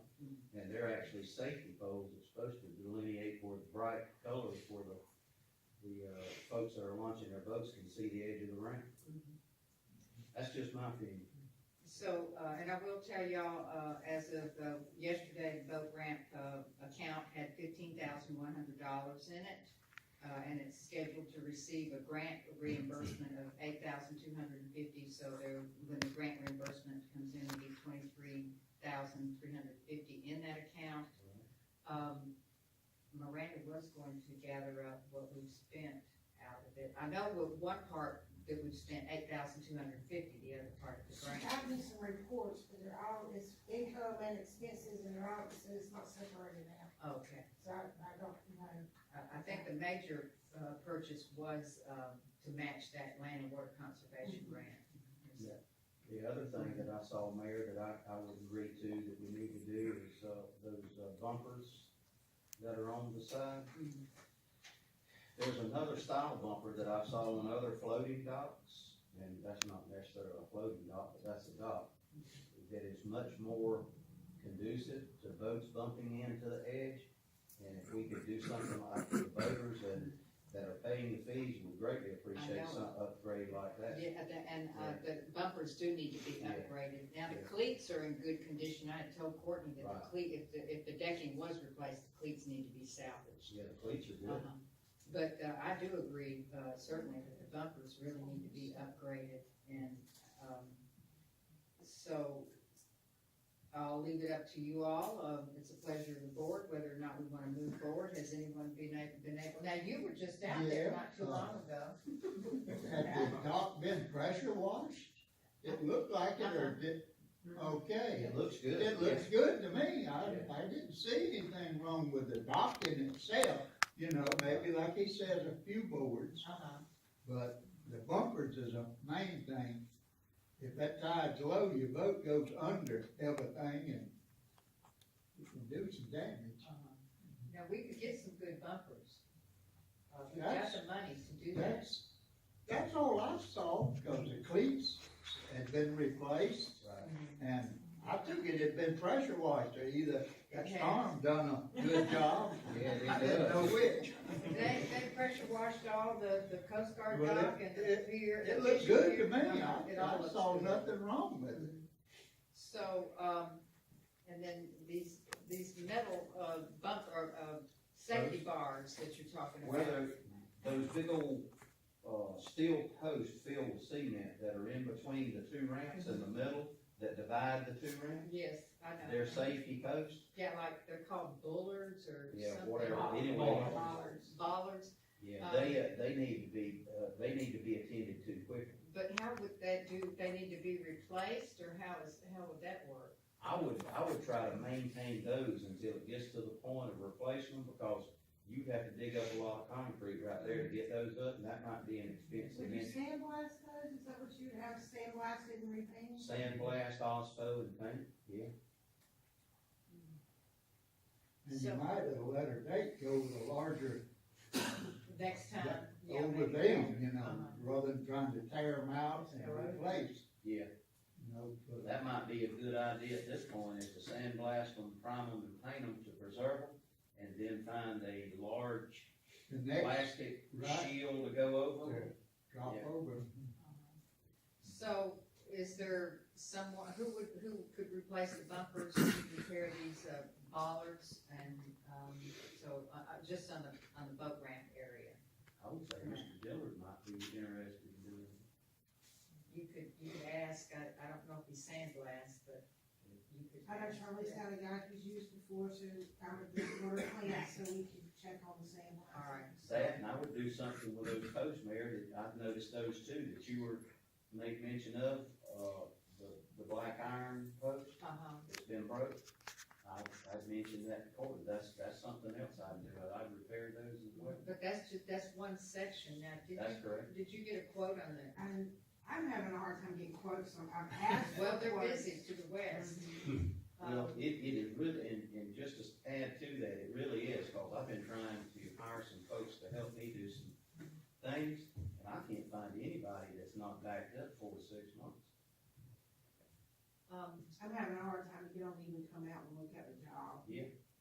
Now, I will ask at Home Depot or Lowe's, do they sell that iron fencing in one section? I mean, it's one section that's messed up. That's correct.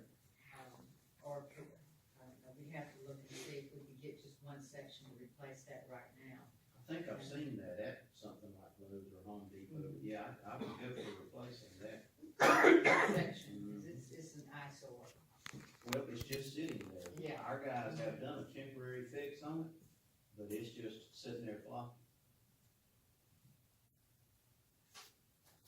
Well, let's direct, Ms. Courtney, when she can, to see if she can, and we'll try to help her figure out about how to replace that section of fence, get some upgraded bumpers, and, clean up those ballards there, and see if we can get a quote on that, and if you all think that the decking and stairs look fine and safe enough for now, we'll forego that. Okay. Look fine to And me. if there's a board or two on the deck that needs to be, Right, just do it. right. Yeah, there's a couple that are, up Right, on edge, right, so. right. All right. Okay, we'll move on to, somewhere here. Item 2, discussion of possible action regarding water and sewer labor, and, Ms. Courtney has already suggested that we table this, and, I make a motion, like I was gonna do, to take staff's, recommendations on that. okay, we have that motion by Commissioner Millender. Are we tabling this till next month, or we wanna put And we're it? looking at 3 to 4 months now. Can we include Okay. that? All Make a right, motion is to that okay? postpone Until, until further notice. is that all right, Commissioner, Mr. Hartman, postpone until further notice? Yes. That's by I'm Commissioner, seconding. okay. And that's motion by Commissioner Millender, second by Commissioner Allen. Any further discussion? All in favor? Aye. Any opposed? Motion carries. Next we have Mr. Roger Palmer with Project Hope to make a presentation. I don't see anyone there. And I say that questioningly because we don't see him. Mr. Roderick Palmer. Okay, so he's not here and we'll move on. Item number 4, discussion of possible action by Ms. Ann Franklin regarding sewer service to her property. And please come forward and just state your name for, so it will be on the recording, Ms. Franklin. I'm Ann Franklin here about my sewer situation. I had asked about being, some time ago, years ago, when that came out, I signed up to be on the sewer system when it came out. And I kept asking, even though the house has been moved 2 or 3 times, and I kept going back. Every time they would say, we're gonna get more money, we're gonna do that. Well, that never did. So I did what I was supposed to do. And I did ask, because you came with a quote about 3,000. I think that's not wrong. For me, I think that's a little bit unfair. It's not very appropriate because I did what I was supposed to do when I was told to do it.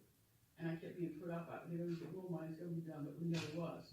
So I'm just wondering, what would happen concerning that, because, I did my part. And I don't think I need to be paying $3,000 for something I did when I was supposed to. And I understand, you know, your concern. And, let me apologize, when you were here last month, you know, I didn't understand exactly, you caught me off guard. I had no idea what you were speaking about. And I actually didn't know that sewer service was not available in that whole section. Yeah, they went all around us, and they kept saying they were gonna get more money, but they went to the Beaker, went all around, and left this little section right out. Right, you have a section of about 10 or 12 houses over here, and then you've got another section over this way. So, and we've got several sections in the city, I know, but I just didn't realize where you were and that it was. Right across the road. So, you know, I don't know what to say. It would be very costly to bring sewer in over there.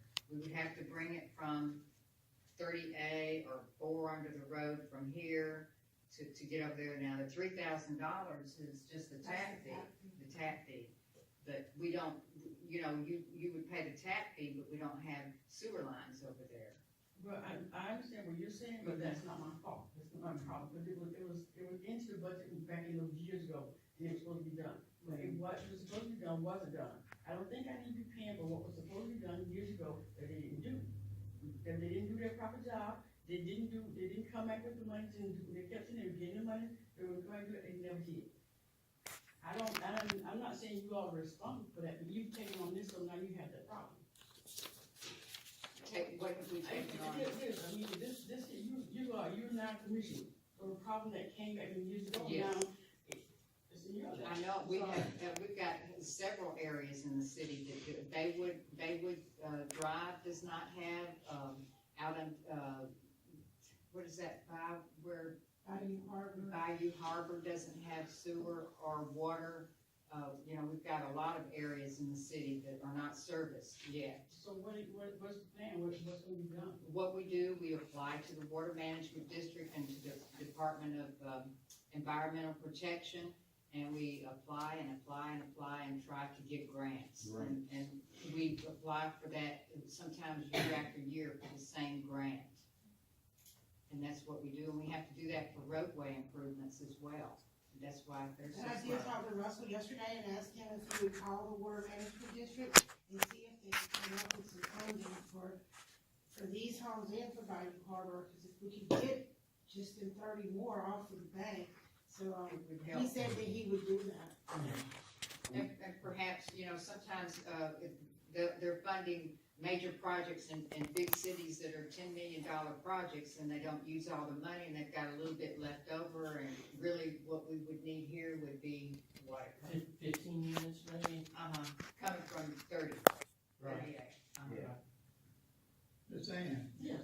back when you applied, that was with, It was Mary Lou and Jackson. Mary Lou, Yeah, and you put $100 up, I and did the paperwork and I did everything you told me to, and I went to every place, kept asking about it, kept asking, and And kept that was asking about it. abandonment of the septic tank as well Yeah, as cause they told me I had, being hooked up Yeah, at probably $100 right. total tax. we had to do it way back. But now Everybody's- that would cost us, it's gonna cost, the 53 out at, Lighthouse Estates, the 53 units is $850,000. So, and we're looking at 15 units here. Seems like the only hope that we may have is Russell Walton, because we don't Do have the something, money Mr. to Russell. do it, short of getting approved some money through a grant. I can understand, I just wondered, we're all around. Cause we'd love to hook you and the other 15 or ever how many is over there. I'm sure they'll be glad to do. And I'll contact the water management district. Can I get your exact address? 306 Southeast 12th Street. Right across the highway. I mean, right. Right across the highway. And certainly we want, more water and sewer accounts because we have the capacity to service. So, we're Yeah, always. it would help us as well as the city. Yeah. Sure. Uh-huh. Yeah, it would really help us. Well, Courtney, if you just keep me abreast about what's happening, I would appreciate it. Thank you. Okay, we thank you for Thank you. coming to see us and understanding as well. Okay. I was trying to bring them over. We're sorry you didn't get what you thought you were going to get years and years ago. Well, yeah, because I mean, it is what it is. Okay. All right, so, that was item number 4. We'll move to old business. Item 1, we have the status and duties of the volunteer dock master, and I believe Courtney has some information to report. Mr. Wasner, who is our volunteer dock master, and also took care of the clock downtown, he has resigned. So we need to discuss what do we plan on doing with that? And he's resigned from taking care of the clock as well, so that's gonna be a potential, issue for us. Because he would go down there and check it quite often, every day, and, the donor of the clock likes to have it in tip-top running shape on a daily basis. Yes, ma'am? I would suggest that you might want to ask Tim Keith Lucas to look at taking on that. He's very good at peculiar mechanical operations, like the running of the lighthouse. He's actually Yes. done all kinds of improvements. Maybe he's inclined to do unusual tasks like that.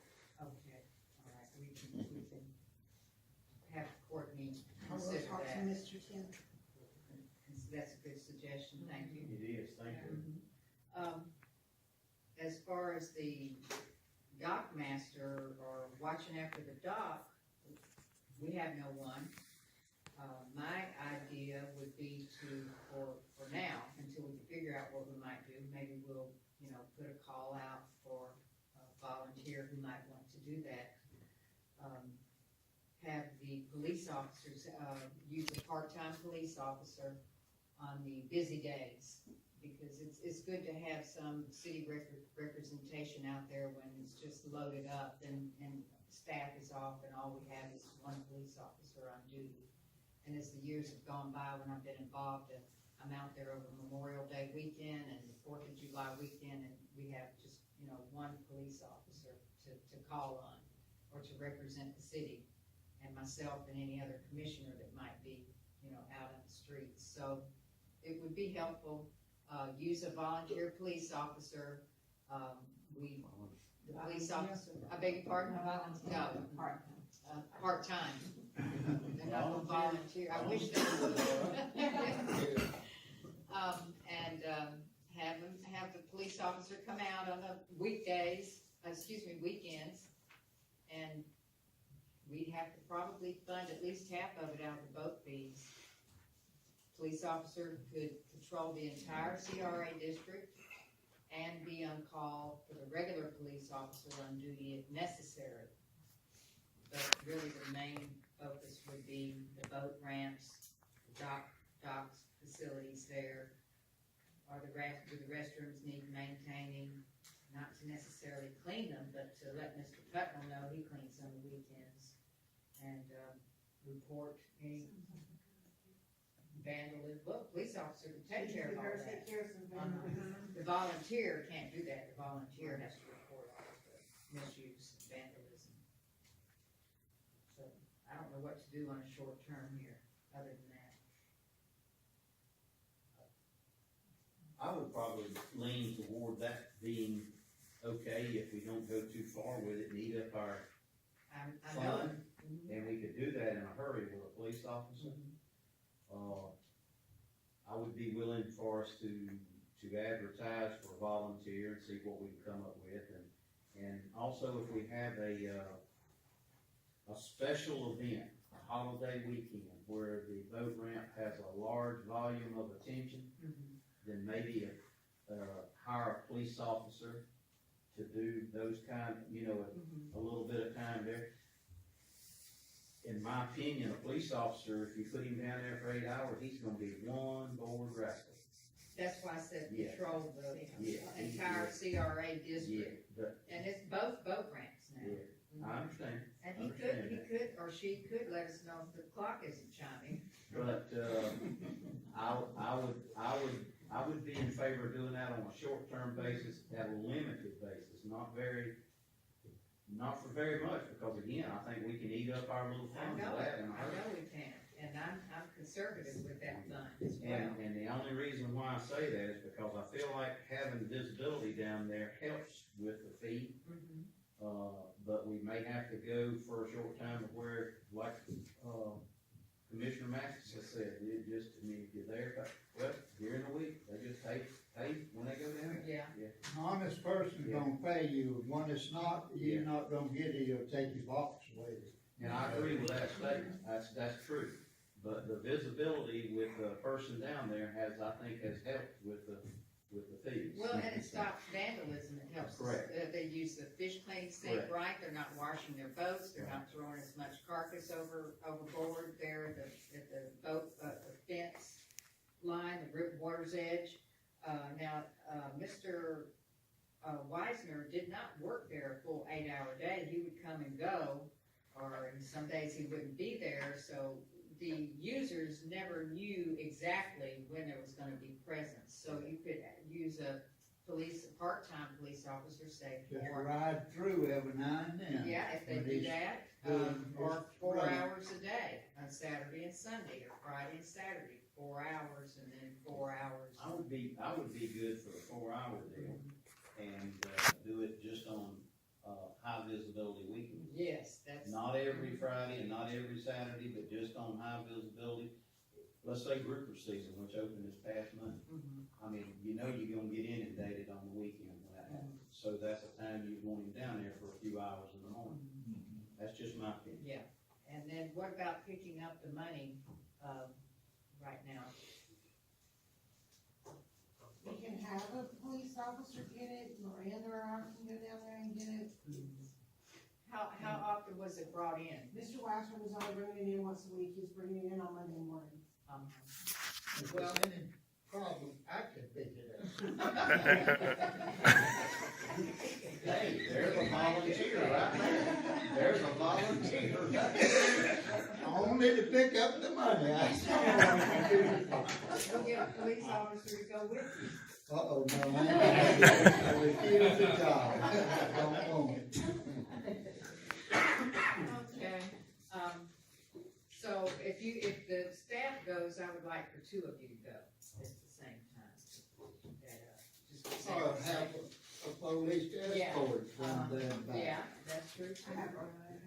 You got a gun? Well, in my opinion, it don't take but just a second to pick up that lockbox, what's in it, and an officer, if he's not doing anything serious, he can drive by there and unlock that and bring it to city And hall. they can do that, Yeah. and the chief could do it even, You can do even a here, bag he's out and getting put it There coffee. you go. I mean, that don't take but just a No, it second. doesn't, and then they're patrolling the area as That's well. correct. No, you take Appalachia's been on the honor system for years now. And they do good at that, and they're strictly on the honor system. All right,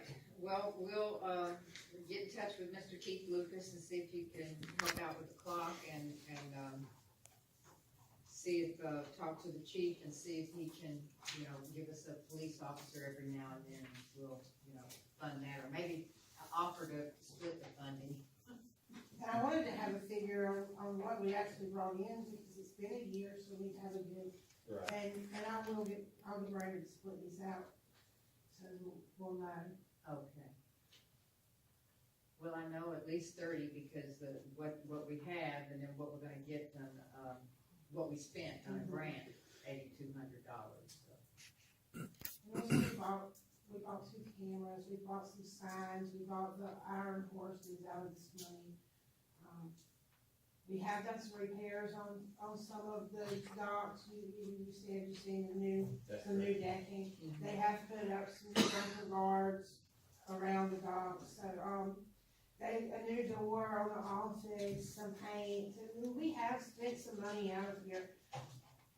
Well, I think that was our intention, is to have maintenance money. New cleats, let's see where we spent money on cleats. Okay, all right, so, and that's, for the deck, well, we've already passed that. Have we done enough here then on this discussion, volunteer dock master discussion? Is that enough? All right, then, can we have a motion to adjourn? Motion to adjourn. All right. I'll second. That motion is by Commissioner Millender, second by Commissioner Walden. Any more discussion? All in favor? Aye. Any opposed? All right, then. Carries and